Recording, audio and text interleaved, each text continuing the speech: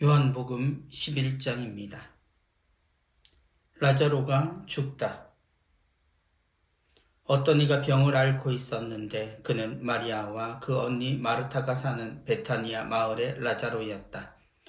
마리아는 주님께 향유를 붓고 자기 머리카락으로 그분의 발을 닦아드린 여자인데 그의 오빠 라자로가 병을 앓고 있었던 것이다. 그리하여 그 자매가 예수님께 사람을 보내어 주님께서 사랑하시는 이가 병을 앓고 있습니다 하고 말하였다. 예수님께서 그 말을 듣고 이르셨다. 그 병은 죽을 병이 아니라 오히려 하느님의 영광을 위한 것이다. 그 병으로 말미암아 하느님의 아들이 영광스럽게 될 것이다. 예수님께서는 마르타와 그 여동생과 라자로를 사랑하셨다. 그러나 라자로가 병을 앓고 있다는 말을 들으시고도 계시던 곳에 이틀을 더 머무르셨다. 예수님께서는 그런 뒤에야 제자들에게 다시 유다로 가자 하고 말씀하셨다. 제자들이 예수님께 스승님, 바로 얼마 전에 유다인들이 스승님께 돌을 던지려고 하였는데 다시 그리로 가시렵니까? 하자 예수님께서 대답하셨다.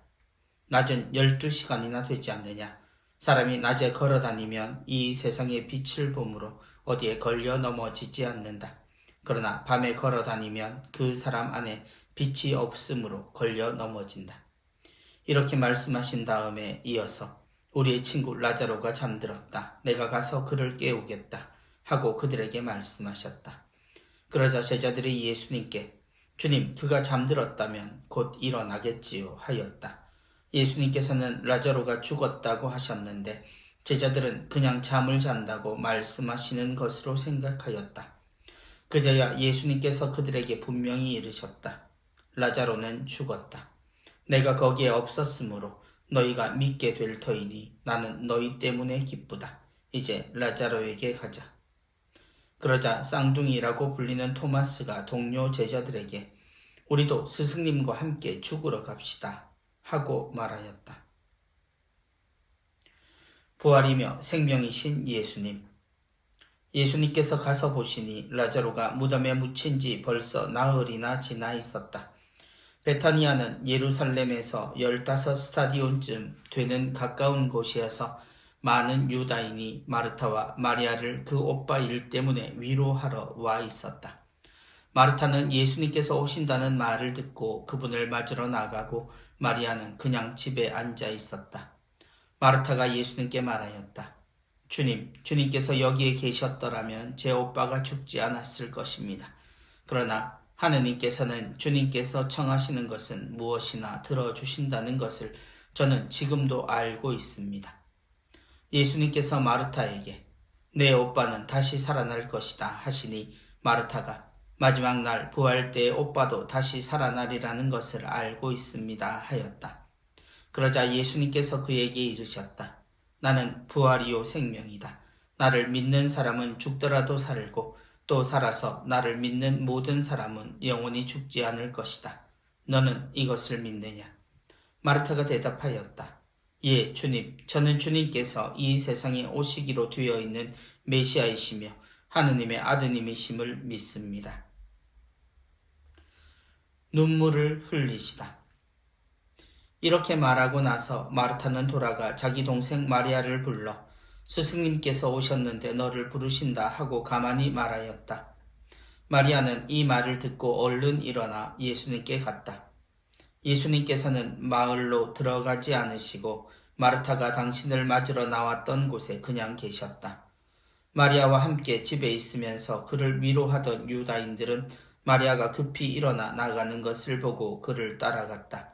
무덤에 가서 울려는 줄 알았던 것이다. 마리아는 예수님께서 계신 곳으로 가서 그분을 뵙고 그 발 앞에 엎드려 주님께서 여기에 계셨더라면 제 오빠가 죽지 않았을 것입니다 하고 말하였다. 마리아도 울고 또 그와 함께 온 유다인들도 우는 것을 보신 예수님께서는 마음이 북받치고 산란해지셨다. 예수님께서 그를 어디에 묻었느냐 하고 물으시니 그들이 주님 와서 보십시오 하고 대답하였다. 예수님께서는 눈물을 흘리셨다.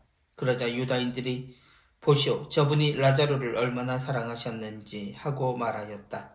그러나 그들 가운데 몇몇은 눈먼 사람의 눈을 뜨게 해주신 저분이 이 사람을 죽지 않게 해주실 수는 없었는가 하였다. 라자로를 다시 살리시다.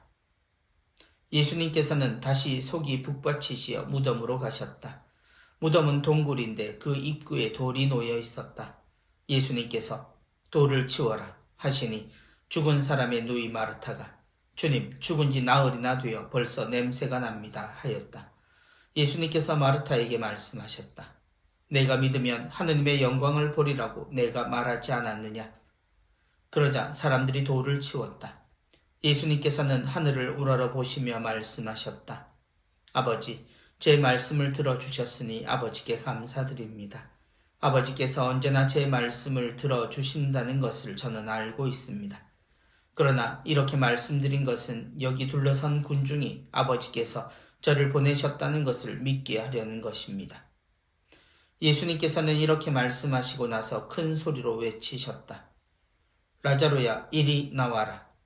그러자 죽었던 이가 손과 발은 천으로 감기고 얼굴은 수건으로 감싸인 채 나왔다. 예수님께서 사람들에게 그를 풀어주어 걸어가게 하여라 하고 말씀하셨다. 최고의회가 예수님을 죽이기로 결의하다. 마리아에게 갔다가 예수님께서 하신 일을 본 유다인들 가운데에서 많은 사람이 예수님을 믿게 되었다. 그러나 그들 가운데 몇 사람은 바리사이들에게 가서 예수님께서 하신 일을 알렸다. 그리하여 수석사제들과 바리사이들이 의회를 소집하고 이렇게 말하였다.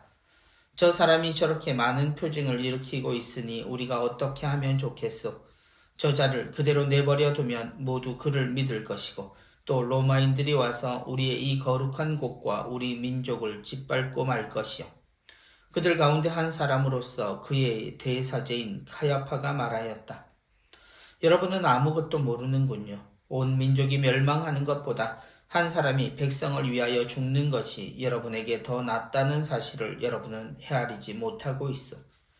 이 말은 카야파가 자기 생각으로 한 것이 아니라 그의 대사제로서 예언한 셈이다.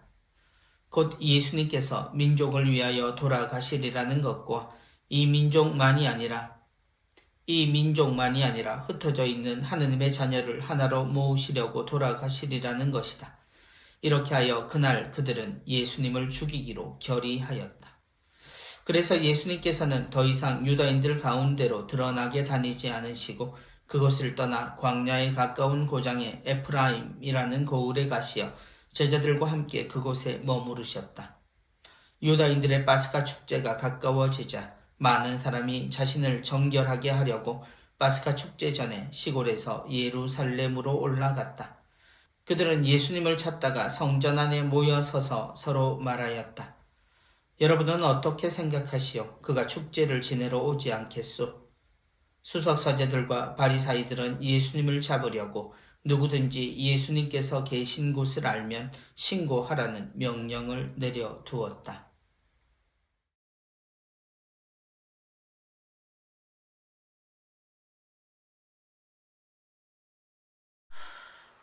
요한복음 11장 함께 공부하시겠습니다. 이전 내용들과는 좀 다르게 요한복음 11장을 라자로의 죽음과 관련한 이야기들로 주를 이룹니다. 그래서 라자로가 죽다, 배경, 그리고 부활이며 생명이신 예수님, 죽은 라자로에게 가셨을 때 주님께서 당신에 대해 또 이야기하시지요. 그리고 우리가 기억하는 예수님의 눈물이 등장합니다. 그리고 라자로를 다시 살리십니다. 그리고 그 마지막에는 이 일로 인해서 최고의회가 예수님을 죽이기로 결의하다. 이전에는 쫓아내다 라고 표현이 됐었죠. 예수님을 밀어내고 쫓아내는 데서 이제는 죽이기로 결의하다라고 나옵니다. 11장 구체적으로 함께 읽어보시겠습니다. 먼저 라자로가 죽다입니다. 어떤 이가 병을 앓고 있었는데 그는 마리아와 그 언니 마르타가 사는 베타니아의 마을의 라자로였다. 라자로이죠. 그리고 여기에 친숙한 이름들 마리아 그리고 그 언니 마르타가 등장합니다. 이 중에서 마리아는 주님께 향유를 붓고 자기 머리카락으로 그분의 발을 닦아드린 여자인데 그의 오빠 라자로가 병을 앓고 있었던 것이다. 이것은 요한복음이 이 인물에 대한 해석을 해주는 겁니다. 그리고 실제로 마리아가 주님께 향유를 붓는 것은 오히려 그 뒷장에 나옵니다. 그러니까 뒷장에 나오는 건 사실이라면 여기서 나오는 것은 미리 마리아가 그렇게 했던 여인이다 라고 설명하고 있는 거죠. 그리하여 그 자매가 예수님께 사람을 보내어 주님께서 사랑하시는 이가 병을 앓고 있습니다. 주님께서 사랑하시는 이 요한복음에는 이런 표현들이 조금 나옵니다. 그죠? 사랑받던 제자는 바로 이 복음의 저자로 이름을 알리고 있는 요한이라고 요한사도라고 우리가 알고 있고요. 여기에 주님께서 사랑하시는 이가 바로 라자로라는 이야기죠. 그리고 이 이야기는 나중에 예수님의 눈물과도 연관이 됩니다. 그렇게 알렸는데 예수님이 그 병은 죽을 병이 아니라 오히려 하느님의 영광을 위한 것이다.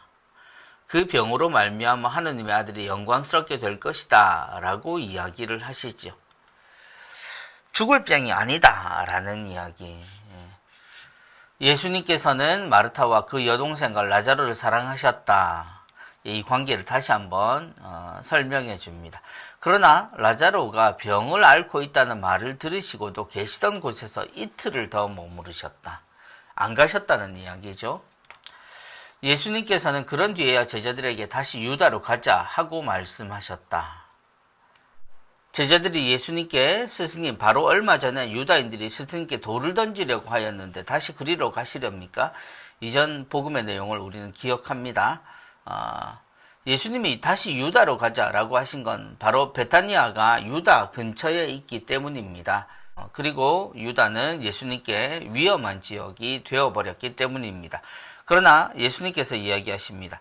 낮은 12시간이나 되지 않느냐. 사람이 낮에 걸어다니면 이 세상의 빛을 봄으로 어디에 걸려 넘어지지 않는다. 그러나 밤에 걸어다니면 그 사람 안에 빛이 없으므로 걸려 넘어진다.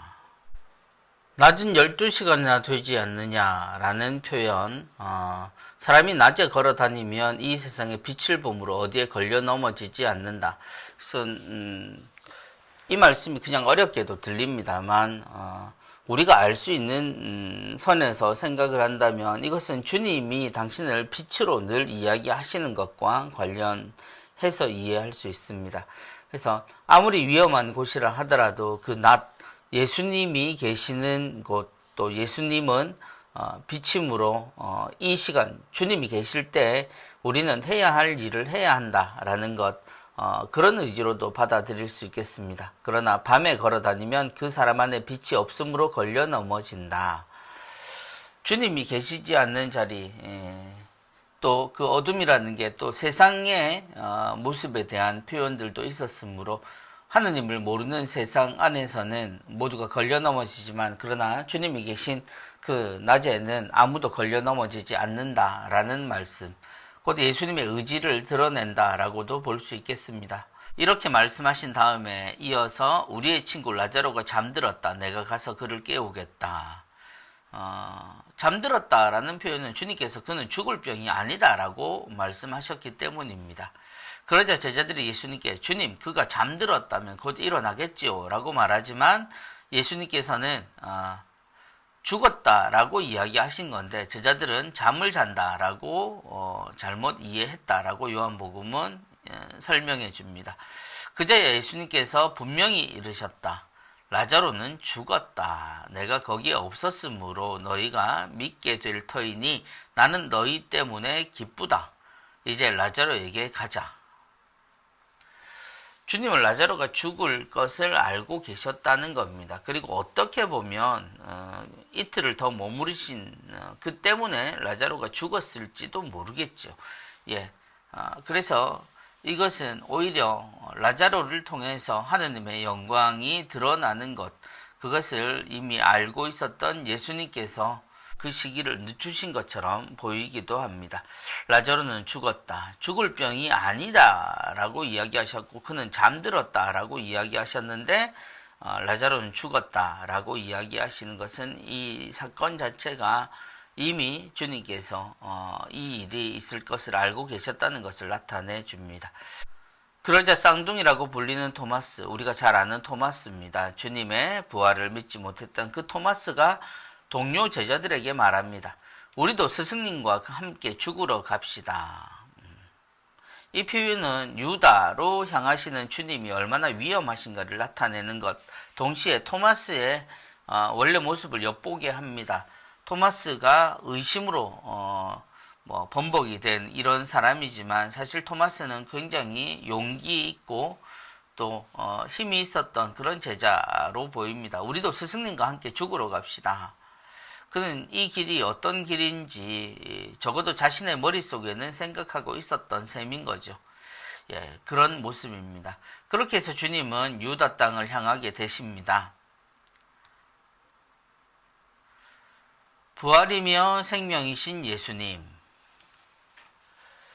예수님께서 가서 보시니 라자로가 무덤에 묻힌 지 벌써 나흘이나 지나 있었다. 그래서 주님이 소식을 듣고 이틀을 더 계셨고 그 다음에 출발을 하셨으므로 라자로가 무덤에 묻힌 지 이미 상이 끝난 지 벌써 나흘이나 된 겁니다. 그래서 바위에 난 구멍 혹은 동굴을 파고 거기에 사람을 천으로 감싸서 묻은 지 나흘이나 된 거죠. 베타니아는 예루살렘에서 15스타디온쯤 되는 가까운 곳. 예, 복음에는 스타디온이라는 개념이 나오죠. 거리입니다. 스타디온은 1스타디온이 185m 정도가 된다라고 나오는데요. 그러니까 15스타디온쯤 되면 한 3km 정도 되는 겁니다. 예, 가까운 거리죠. 많은 유다인이 마르타와 마리아를 그 오빠 일 때문에 위로하러 와 있었다. 그곳의 분위기죠. 마르타는 예수님께서 오신다는 말을 듣고 그분을 맞으러 나가고, 우리가 알고 있는 마르타와 마리아가 정확히 다시 한번 등장합니다. 마르타는 예수님을 맞으러 나가고요. 마리아는 그냥 집에 앉아 있었다. 예, 마리아는 여전히 무색무취입니다. 자리에 앉아 있죠. 주님 발치에 앉아 있었던 것처럼 말입니다. 마르타가 예수님께 말합니다. 주님께서 여기에 계셨더라면 제 오빠가 죽지 않았을 것입니다. 이 말을 잘 기억해 주십시오. 예수님에 대한 맞이하는 인사입니다. 주님에 대한 신앙 고백이기도 하고요. 그죠? 주님께서 계셨더라면 제 오빠가 죽지 않았을 것입니다. 그러나 하느님께서는 주님께서 정하시는 것은 무엇이나 들어주신다는 것을 저는 지금도 알고 있습니다. 예. 지금이라도 주님이 정하시면 무엇이나 된다라는 그야말로 절절한 청원처럼 보입니다. 그러니까 예수님께서 마르타에게 내 오빠는 다시 살아날 것이다 라고 이야기하시죠. 그리고 마르타는 말합니다. 마지막 날 부활 때 오빠도 다시 살아나리라는 것을 알고 있습니다. 그러자 예수님이 또 말씀하십니다. 나는 부활이요 생명이다. 나를 믿는 사람은 죽더라도 살고 또 살아서 나를 믿는 모든 사람은 영원히 죽지 않을 것이다. 너는 이것을 믿느냐? 마르타가 예 주님, 저는 주님께서 이 세상에 오시기로 되어 있는 메시아이시며 하느님의 아드님이심을 믿습니다. 완벽한 신앙 고백의 모습으로 보입니다. 예. 보인다라고 제가 표현하는 것을 좀 유심히 기억해 주시기 바랍니다. 거침이 없습니다. 예수님과 마르타의 대화는 축구로 치면 티키타카라고 하죠. 이 말씀 하시니까 이렇게 이야기하고, 그래서 처음 예수님을 맞이하는 순간부터 마르타는 이분이 대단한 분이구나 라는 생각을 하게 합니다. 눈물을 흘리시다. 자, 유명한 장면이죠. 우리가 성경에서 자주 볼 수 없는 주님의 눈물 장면입니다. 이렇게 말하고 나서 마르타는 돌아가 자기 동생 마리아를 부릅니다. 스승님께서 오셨는데 너를 부르신다 하고 가만히 말하였다. 예, 여기서부터 조금 이상합니다.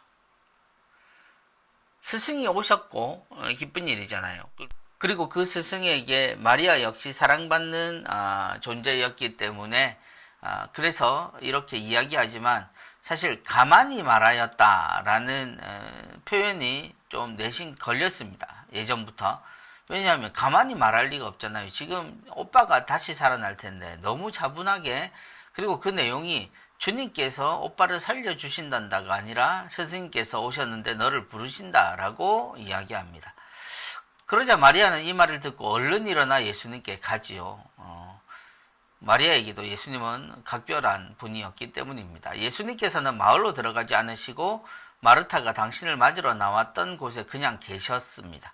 그런데 마리아가 함께 집에 있으면서 그를 위로하던 유다인들은 착각을 하죠. 마리아가 급히 일어나 나가는 것을 보고 그를 따라갑니다.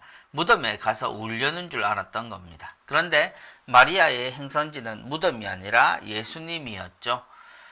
마리아는 예수님께서 계신 곳으로 가서 예수님 앞에 엎드려서 말합니다.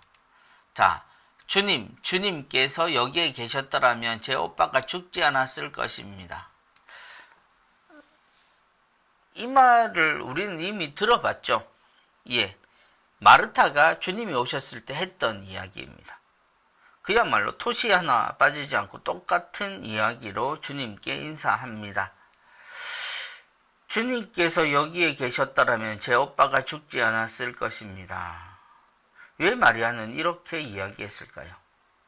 1차적으로 우리는 언니가 마리아에게 주님의 말씀을 전하지 않았다라는 것을 생각할 수 있습니다. 그러니 주님께 이런 얘기를 하는 것.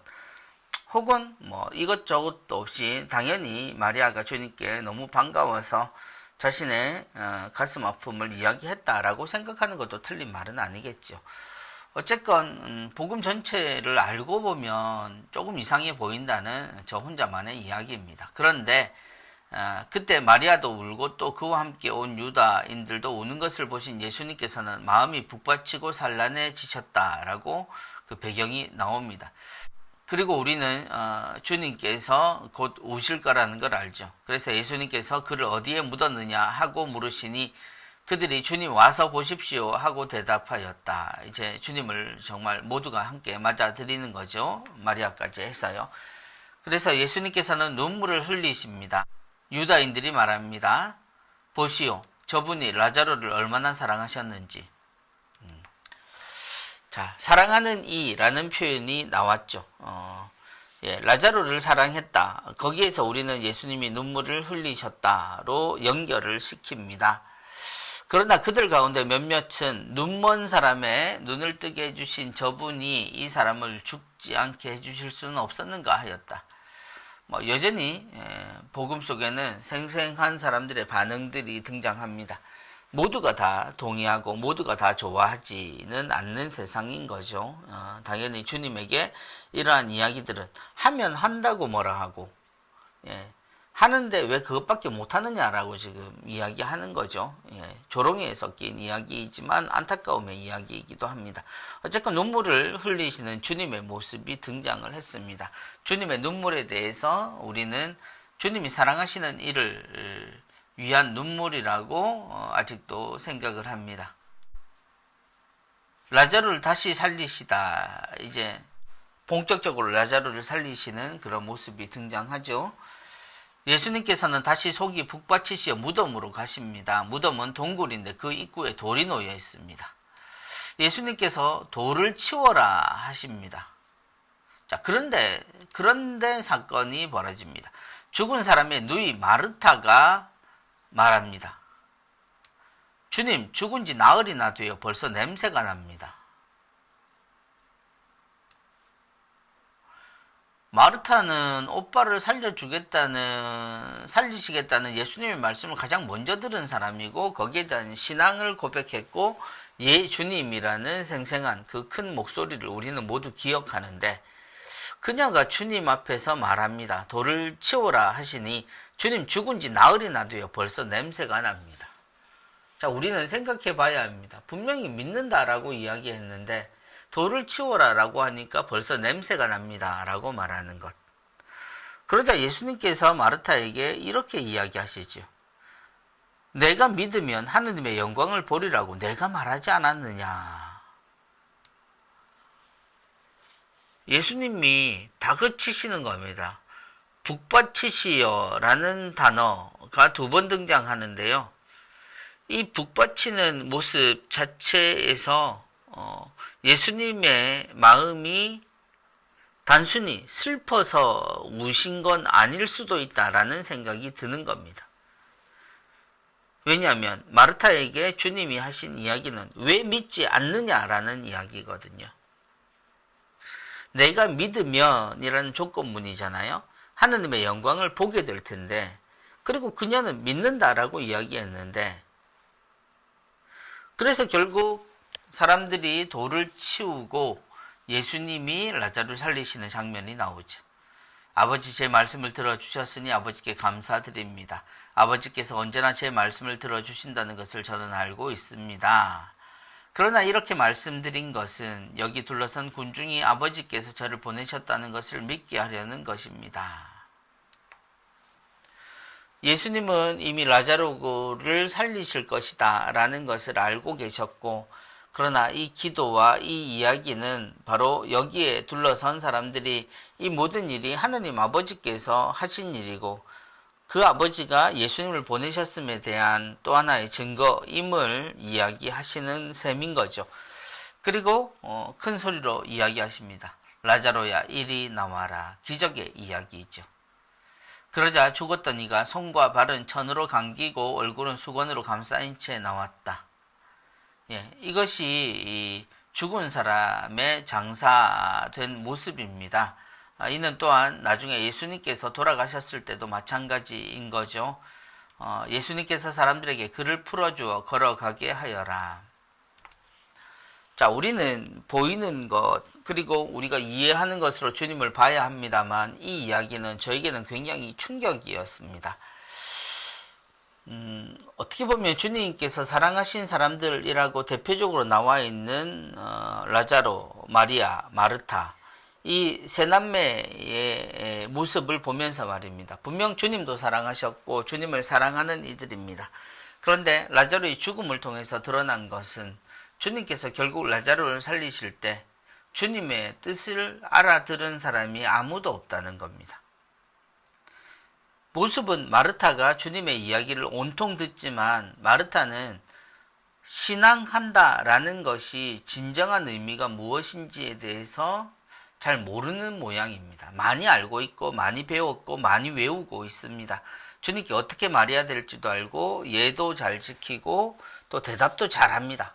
그런데 진짜 그 뜻을 진심으로 받아들이진 못했다라는 거죠. 사람이 죽었다 살아나는 것이 현실을 갖지 않았다라는 건 누구에게나 마찬가지일 겁니다. 그러나 적어도 주님께 신뢰를 두고 있고 메시아라고 고백하는 사람이 주님께서 정말 그 오빠를 살리려고 했을 때 냄새가 난다라는 말로 막아선 거죠. 주님의 북받치심은 무엇일까요? 단순히 라자루를 사랑하셨기 때문에 그냥 우셨을까요? 주님이 예루살렘을 보면서 눈물을 흘리셨던 장면을 우리는 여기서 다시 한번 떠올릴 수 있습니다. 그때도 주님은 그들이 진정한 하느님의 뜻을 몰랐기 때문에 우셨죠. 하느님의 영광과 하느님의 사랑이 드러나는 자리에 누구도 동의하지도 믿지도 않는 곳에서 주님 홀로 계시는 듯한 느낌. 저는 오히려 이 눈물의 의미를 그렇게 해석이 됩니다. 이 불신의 깊이가 얼마나 깊은지, 그리고 당신이 하는 일은 얼마나 외로운지, 오히려 주님의 고통이라고 말하는 것은 주님이 십자가에서 당하신 고통보다 오히려 이런 막막함 속에서 당신이 아버지의 일을 해 나가시는 그런 부분들이 더 힘들지 않았을까라는 생각도 해보게 되는 거죠. 어쨌건 주님의 눈물을 우리는 봅니다. 그래서 이 눈물이 라자로를 위한 눈물로 보는 그런 시각도 있고요. 그리고 저처럼 그것만은 아니다 라고 생각이 드는 이런 분들도 계실지는 잘 모르겠습니다. 어쨌건 여러분, 이러한 모습들 속에서 우리의 모습들, 우리가 하느님을 믿고 예수님의 이야기, 우리가 성경이 되었든 교리가 되었든 전해지는 것을 우리 식대로만 받아들이려고 하는 태도들도 다시 한번 생각해 보면 좋겠습니다. 성경의 내용은 계속 이어집니다. 그리고 최고의회가 예수님을 죽이기로 결의하였다. 이 사건의 결론과 같습니다. 라자로는 다시 살아났고요. 그죠? 다시 이 집에는 기쁨이 찾아왔으나 이 일을 어떻게 사람들이 받아들이는가 한번 볼까요? 마리아에게 갔다가 예수님께서 하신 일을 본 유다인들 가운데 많은 사람이 예수님을 믿게 되었습니다. 당연히 기적을 봤으니까. 그러나 그들 가운데 몇 사람은 바리사이들에게 가서 예수님께서 하신 일을 알렸다. 예, 항상 같은 자리에 있습니다. 적과 동지는. 그죠? 그리하여 수석 사제들과 바리사이들이 의회를 소집하고 이렇게 말했다. 큰일이 난 겁니다. 이게 보통 기적도 아니고 죽은 사람이 살아났으니. 그래서 말합니다. 저 사람이 저렇게 많은 표징을 일으키고 있으니 우리가 어떻게 하면 좋겠어? 그리고 지도자들의 머릿속에 무엇이 들어있는지 이렇게 나옵니다. 자, 저자를 그대로 내버려 두면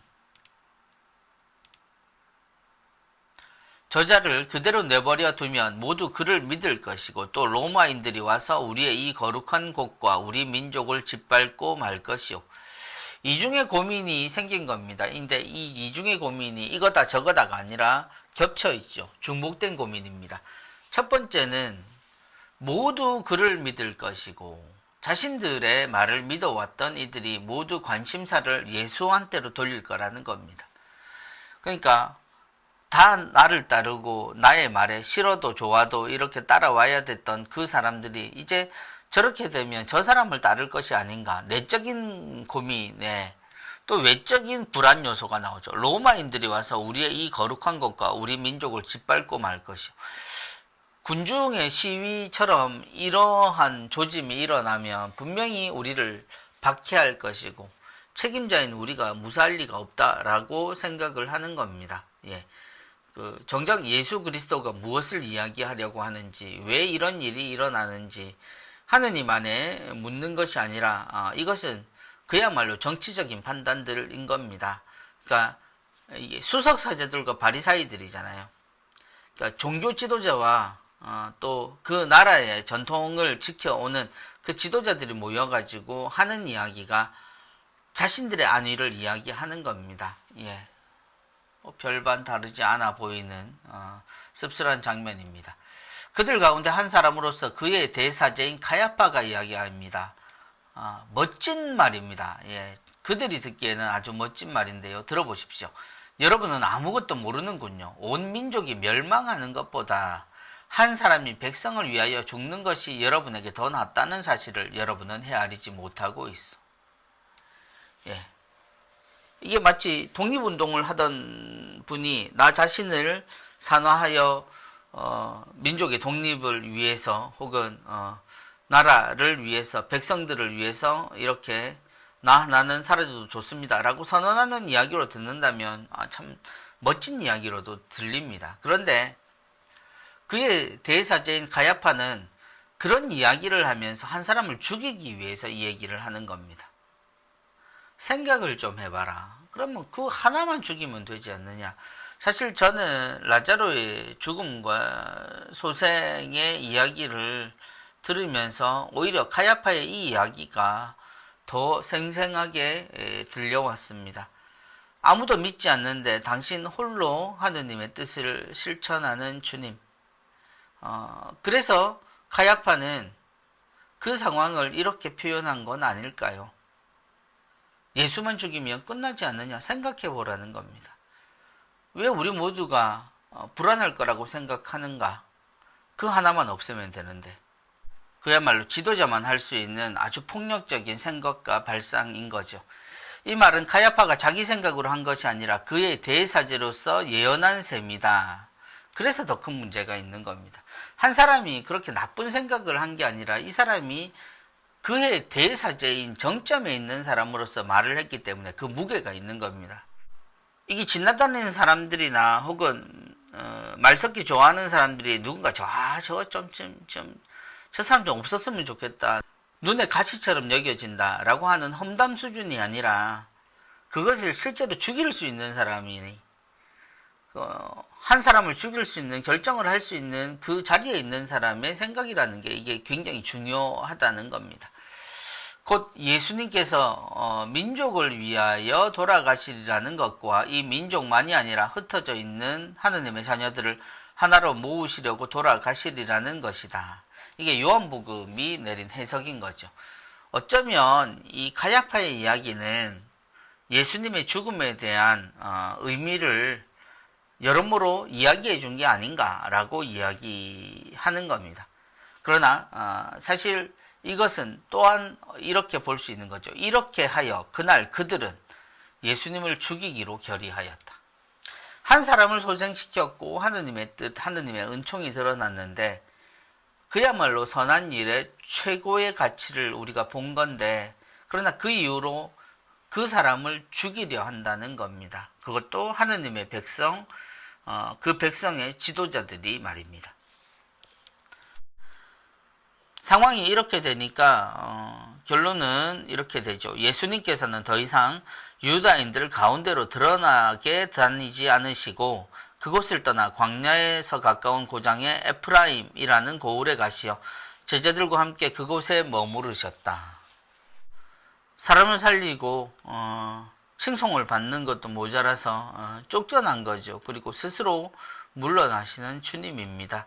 그래서 역시 주님이 유다로 가신 것, 죽으러 갑시다라고 토마스는 이야기했지만 주님이 이 라자르를 살리기 위해서 가신 것, 오직 그를 위해서 가신 것 이외에 다른 의미가 있는 게 아님이 또 드러나고 있습니다.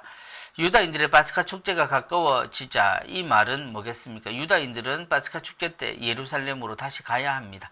많은 사람이 자신을 정결하게 하려고 파스카 축제 전에 시골에서 예루살렘으로 올라왔다. 그렇죠? 그들은 예수님을 찾다가 성전 안에 모여 서로 서서 말합니다. 여러분은 어떻게 생각하시오? 그가 축제를 지내러 오지 않겠소?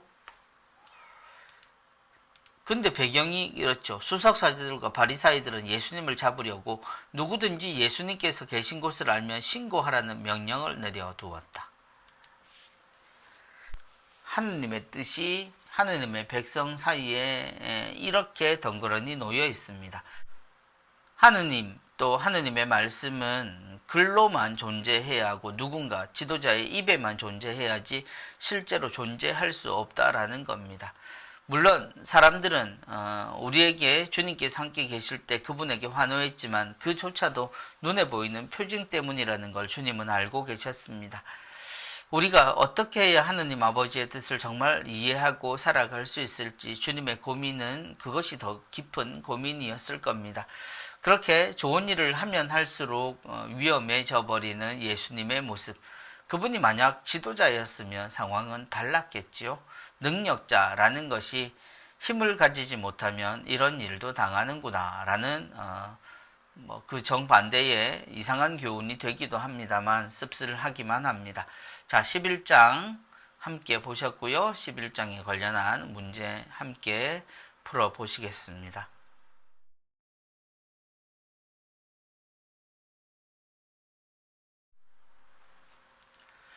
예, 11장 문제입니다. 함께 풀어보실게요. 다음에 들어갈 단어는 무엇일까요? 첫 번째 문제입니다. 어떤 이가 병을 앓고 있었는데 그는 무엇과 A와 그 언니 마르타가 사는 베타니아의 마을의 B였다. A는 주님께 향유를 붓고 자기 머리카락으로 그분의 발을 닦아드린 여자인데 그의 오빠 B가 병을 앓고 있었던 것이다. 뒤에서부터 풀면 더 쉬운 문제입니다. 그죠? 병을 앓고 있었던 그는 바오로일까요? 라자로일까요? 예, 라자로였죠. 예, 라자로입니다. 라자로. 자, 그리고 A는 주님께 향유를 붓고 자기 머리카락으로 그분의 발을 닦아드린 여자인데, 예, 막달레나인지 마리아인지. 베타니아에 있던 세 남매 이름은 바로 라자로, 마르타, 그리고 동생인 마리아였죠. 예. 정답은 리을이겠습니다. 예, 다음 문제입니다. A는 12시간이나 되지 않느냐? 사람이 A에 걸어다니면 이 세상의 빛을 봄으로 어디에 걸려 넘어지지 않는다. 그러나 B에 걸어다니면 그 사람 안에 빛이 없음으로 걸려 넘어진다. 예, 보기에도 나와 있습니다만 아침, 낮, 밤 이 셋 중에 골라야 하는데요. 우리가 보통 아침이 12시간이다 라는 표현을 하지는 않지요. 낮이나 밤은 실제 낮과 밤을 이야기하기도 하지만 밝을 때와 어두울 때를 나타내는 말이기 때문에 낮과 밤이 아마 그 답일 겁니다. 그래서 낮은 12시간이나 되지 않느냐, 사람이 낮에 걸어 다니면 빛을 봄으로 걸려 넘어지지 않는다. 밤에 걸어 다니면 그 사람 안에 빛이 없으므로 걸려 넘어진다. 그래서 정답은 낮과 밤이 되겠습니다. 다음 문제입니다. 그러자 쌍둥이라고 불리는 A가 동료 제자들에게 우리도 B님과 함께 죽으러 갑시다 하고 말하였다. 이 제자의 또 다른 모습이었죠. 주님께서 유다 땅에 가시면 위험하다는 것을 아시고 주님의 뜻이 확고하자 그는 다른 제자들에게 함께 죽으러 갑시다 라고 말합니다. 필립보, 토마스 둘 중에 누굴까요? 바로 토마스. 주님의 부활을 의심했던 토마스이지만 토마스는 용기 있는 사람이었던 셈입니다. 그리고 우리도 선생님과 함께 죽으러 갑시다. 스승님과 함께 죽으러 갑시다. 둘 다 말은 되지만 성경에는 스승님과 함께 죽으러 갑시다 라고 적혀 있습니다. 자, 다음 문제입니다. 나는 A요 B이다. 나를 믿는 사람은 죽더라도 살고 또 살아서 나를 믿는 모든 사람은 영원히 죽지 않을 것이다. 너는 이것을 믿느냐? 성경 구절을 많이 기억하시는 분들에게는 강렬하게 남아있는 말씀이죠. 나는 부활이요 생명이다가 정답이겠죠. 부활이요 영원이다. 혹은 소생이요. 소생은 단순히 목숨이 죽었다가 살아나는 것, 그걸 소생이라고 이야기하죠. 부활은 우리 주님의 부활을 이야기합니다.